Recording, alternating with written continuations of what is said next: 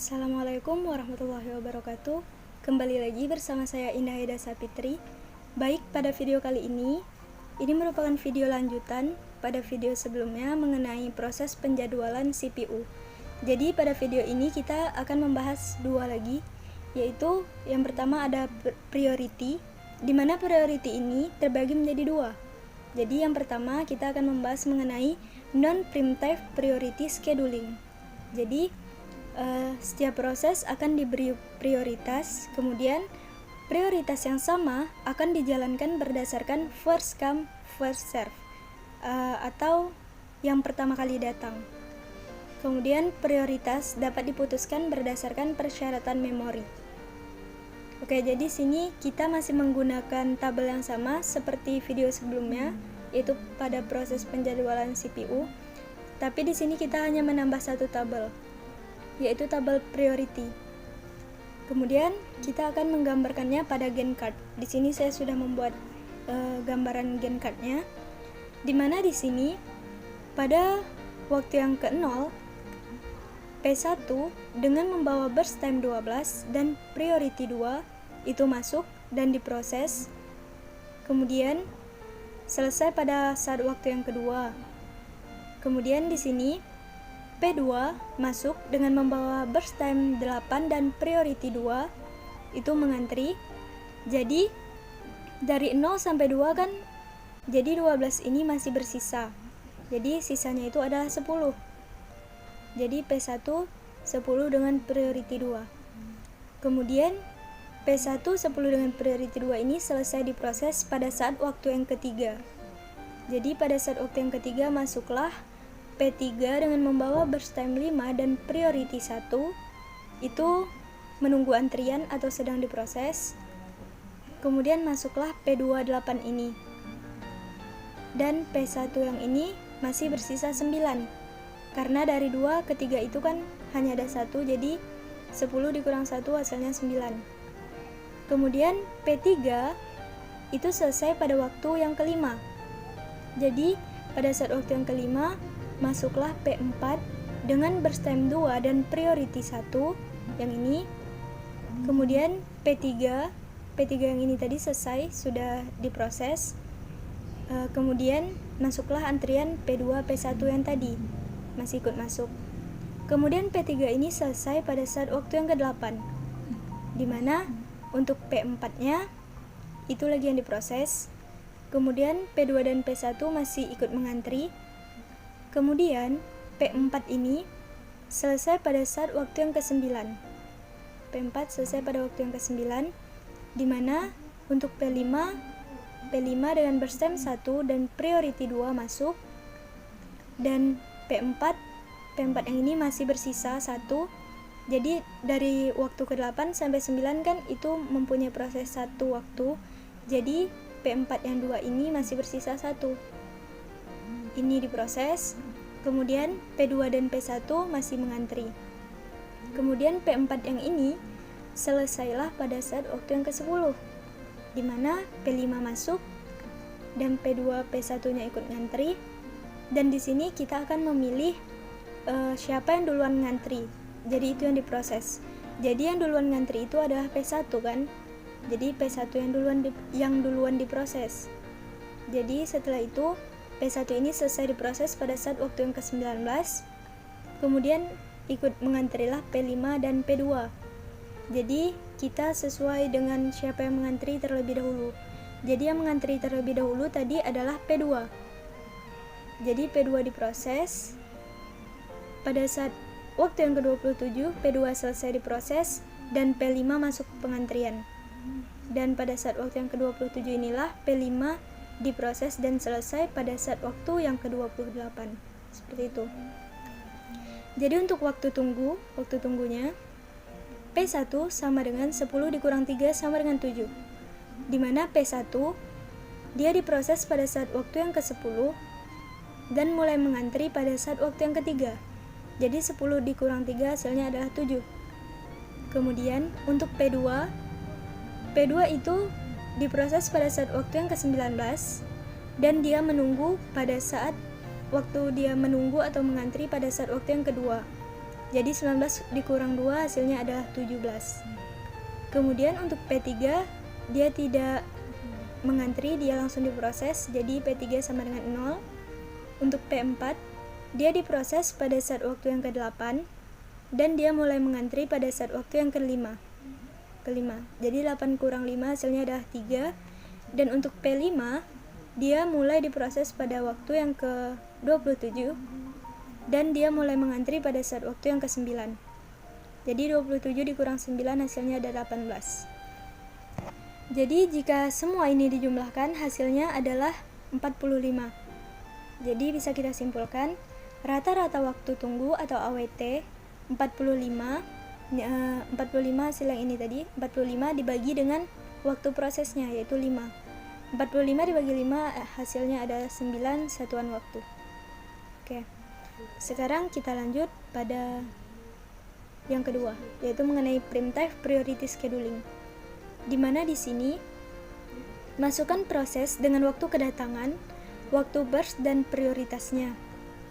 Proses menurut waktu kedatangan, jika dua proses waktu kedatangan sama, maka urutkan sesuai prioritas proses.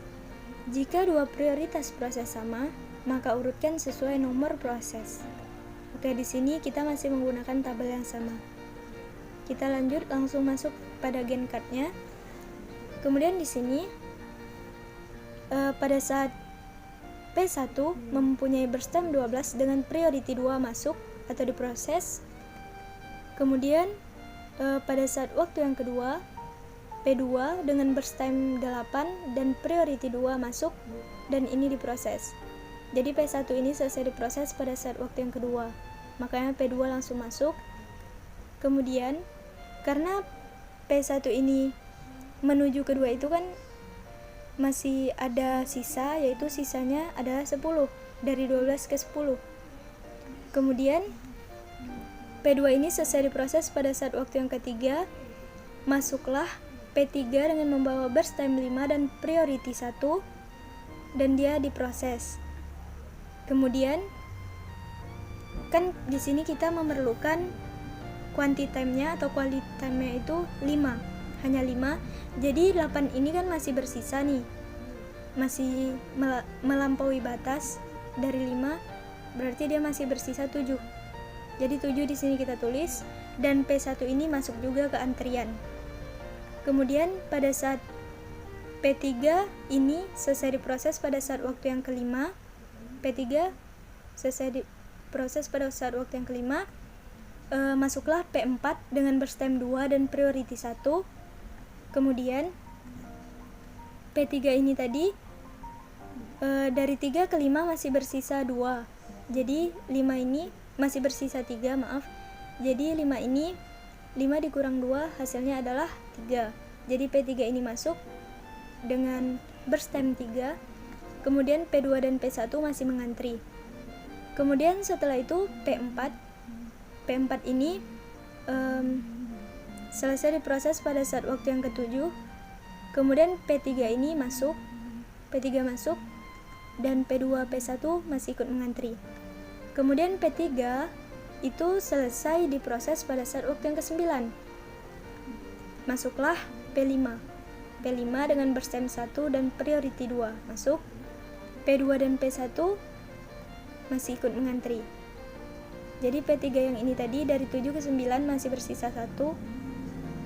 Jadi dia ikut mengantri lagi. Kemudian diproseslah P3 ini sampai waktu yang ke-10. Dimana pada waktu yang ke-10 selesai diproses, P5 masuk untuk diproses, P2 dan P1 masih mengantri. Setelah itu P5 selesai diproses pada saat waktu yang ke-11 dan P2 dan P1 nya masih ikut mengantri. Kemudian P2 ini selesai diproses pada saat waktu yang ke-18, dimana masuklah P1 untuk diproses dan P1 selesai pada saat waktu yang ke-28.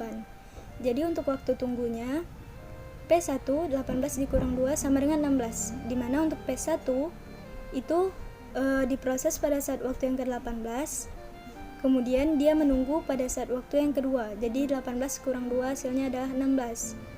Kemudian untuk P2 dia diproses pada saat waktu yang ke-11 dan dia mulai mengantri pada saat waktu yang ketiga. Jadi 11 dikurang 3 hasilnya adalah 8. Kemudian untuk P3 dia mulai diproses pada saat waktu yang ke-7 dan dia mulai mengantri pada saat waktu yang ke-5.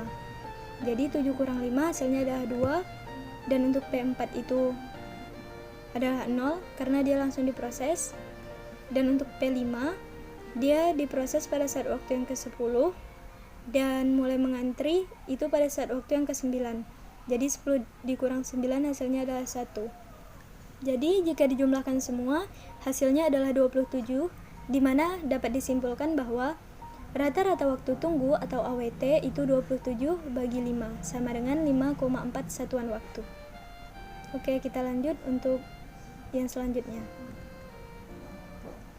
Oke, yang keempat kita akan membahas mengenai round robin. Jadi round robin ini terbagi menjadi 2, di mana yang pertama kita bahas round robin first come first serve atau RRFCFS, di mana setiap proses akan diproses sesuai waktu siklus yang diberikan, menjadi bagian-bagian yang membuat sisa proses belum selesai akan diletakkan di antrian akhir untuk diproses kembali.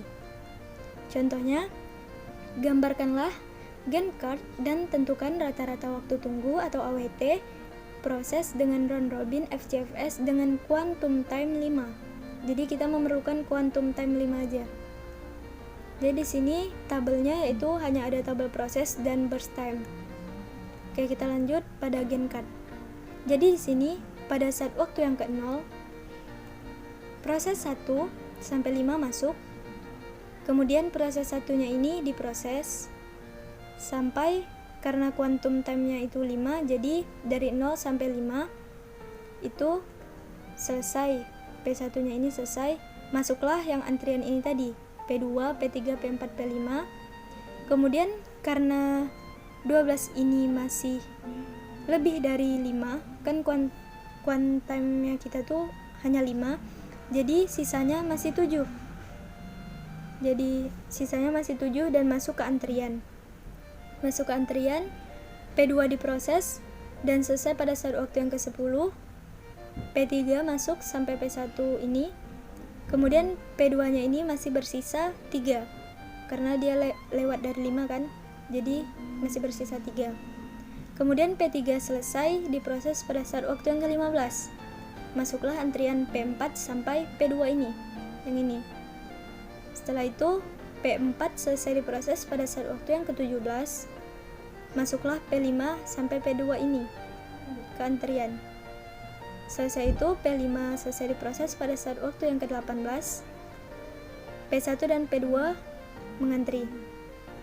Selesai P1 ini pada saat waktu yang ke-23 dan P2 yang ini masuk. Jadi di sini masih bersisa kan? Masih bersisa 2. Dari 5 kan, 5, 6, 7. Jadi masih bersisa 2. Kemudian pada saat waktu yang ke-26 P2 ini selesai dan P1 ini masuk. Selesailah diproses pada saat waktu yang ke-28. Jadi untuk waktu tunggunya P1 itu 0 pertama. Jadi dia mulai menunggu lagi pada saat waktu yang ke-18 dan diprosesnya pada saat yang ke-5. Pada saat yang ke-5 dia mulai mengantri, maksudnya mulai mengantri P1. Kemudian dia mulai diproses lagi pada saat waktu yang ke-26. Kemudian dikurang dengan waktu dia menunggu lagi pada saat waktu yang ke-23. Jadi 0 ditambah 18 kurang 5 ditambah 26 dikurang 23 hasilnya adalah 16. Untuk P2 juga sama, dia mulai diproses pada saat waktu yang ke-5, kemudian ditambah dengan waktu dia diproses pada saat waktu yang ke-23 dan dikurang dengan waktu dia menunggu pada saat waktu yang ke-10. Jadi hasilnya adalah 18. Untuk P3 itu pada saat waktu yang ke-10 karena dia tidak ada mengantri. Untuk P4-nya pada waktu yang ke-15 dan untuk P5-nya pada waktu yang ke-17. Jadi jika dijumlahkan semuanya hasilnya adalah 76. Jadi dapat kita simpulkan rata-rata waktu tunggu atau AWT-nya yaitu 76 dibagi 5 hasilnya adalah 15,2 satuan waktu. Oke, kita lanjut untuk pembahasan selanjutnya. untuk bagian yang keduanya, yaitu round robin yang bagian primitive non primitive-nya. Jadi sini setiap proses akan diproses sesuai waktu siklus yang diberikan menjadi bagian-bagian yang membuat sisa proses belum selesai akan diletakkan di antrian akhir untuk diproses kembali. Proses yang dipilih untuk diproses adalah yang memiliki burst time yang paling singkat. Contohnya, gambarkanlah gen card dan tentukan rata-rata waktu tunggu atau AWT dengan round robin FTFS dengan quantum time hanya 5. Jadi di sini tabelnya masih sama. Kemudian di sini untuk gen card. Pada waktu yang ke-0, proses P1 sampai P5 masuk. Karena yang kita proses adalah waktu yang paling singkat, jadi yang kita ambil adalah P5 dengan waktunya adalah 1. Jadi yang ini duluan kita proses, selesai pada saat waktu yang P1, di mana P1 sampai P4 mengantri. Kemudian P4 ini kan memiliki burst time atau waktunya hanya 2, jadi dia yang duluan kita proses, selesailah pada saat waktu yang ketiga, di mana P1 sampai P3 mengantri. Setelah itu P3 dan 5 ini adalah waktu yang paling singkat, jadi kita proses duluan dan selesai pada saat waktu yang ke-8. Jadi P1 dan P2-nya mengantri. Setelah itu P2 sampai 8 di antara dua ini dia yang paling singkat waktunya. Jadi kita ambil atau kita proses duluan dan selesai pada saat waktu yang ke-13. Kemudian P1-nya masuk. Kemudian P2 yang 8 ini kan melampaui batas dari quantity time-nya, yaitu 5 kan tadi. Jadi dia masih melampaui batas, masih bersisa 3. Jadi kita proses lagi dan selesai pada saat waktu yang ke-16. Jadi setelah itu masuklah P1. Selesai P1 ini karena dia masih melebihi 5, jadi masih bersisa 7 pada saat waktu yang ke-21. Kemudian P17 ini selesai diproses pada saat waktu yang ke-26 dan sisanya adalah 2. Dan dia diproses pada sampai waktu yang ke-28. Seperti itu. Kemudian untuk waktu tunggunya, P1 itu waktu tunggunya adalah pada saat waktu yang ke-16, P2 pada saat waktu yang ke-8, P3 sama dengan waktu yang ketiga, P4-nya pada saat waktu yang pertama, dan P5-nya tidak menunggu karena dia langsung diproses, jadinya 0. Jadi jika kita jumlahkan semua, hasilnya adalah 28. Jadi dapat kita simpulkan rata-rata waktu tunggu atau AWT 28 dibagi 5 sama dengan 5,6 satuan waktu. Baik, mungkin hanya itu yang dapat saya sampaikan. Lebih dan kurang saya mohon maaf. Dan saya akhiri dengan ucapan wassalamualaikum warahmatullahi wabarakatuh.